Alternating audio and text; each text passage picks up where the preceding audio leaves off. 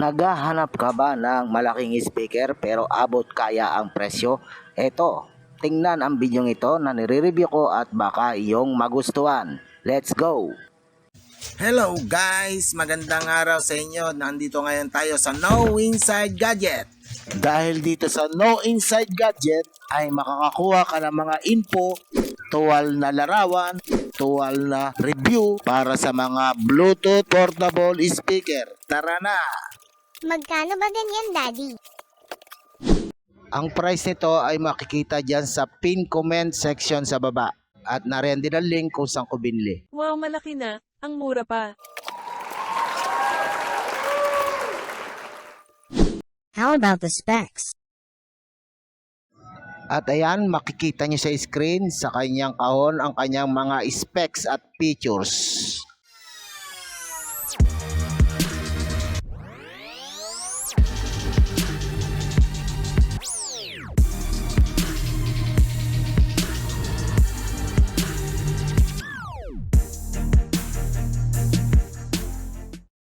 Let it unboxing. What are inside a box?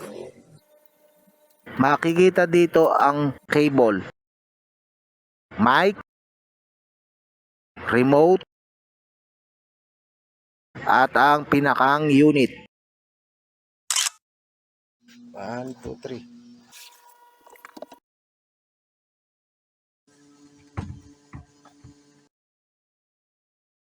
3. Kapag bagong bili ang Bluetooth speaker, recommended na ito ay i-charge muna ng 2 hanggang 3 oras bago ito gamitin upang maging maganda ang capacity at battery life ng baterya. Makikita dito sa video ang aktual na LED lights na nagsisilbing senyales ng charging mode. Actual na hitsura at design ng body. Heto ang hitsura ng pinakaharapan ng unit.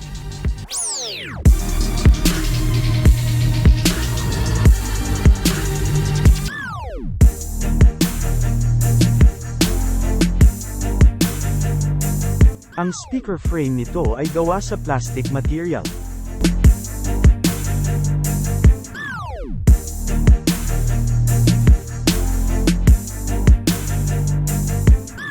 Yan ang pasukan ng daga.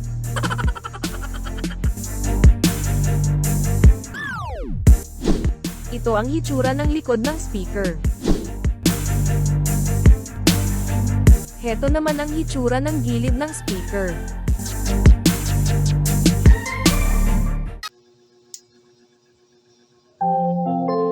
Bluetooth mode, Sound check. FM mode, Bluetooth mode. Connected.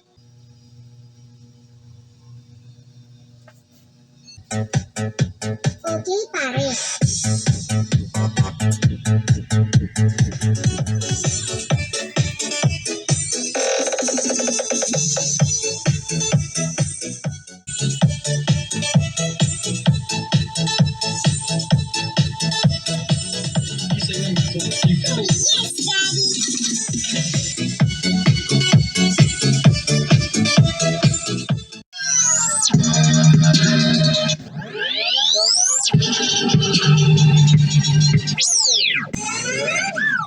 Yes, Daddy.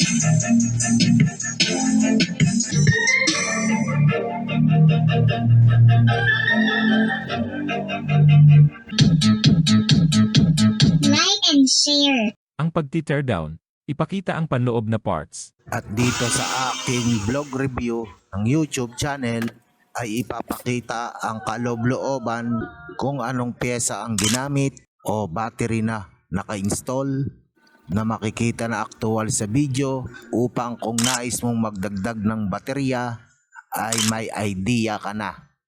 Dahil dito sa No Inside Gadget ay makakakuha ka ng impormasyon, kaalaman na bago ka bumili ng isang gadget, lalo na sa mga electronics gadget, ay makapagbibigay sa iyo ng idea. Umaasa ako na nakapagbigay impormasyon sa teardown, magbigay tulong at pagkukumpara bago kayo bumili ay nakapagbigay ideya sa consumer. Salamat! This is No Inside Gadget Review, Demo, Sound Check and Physical Checking.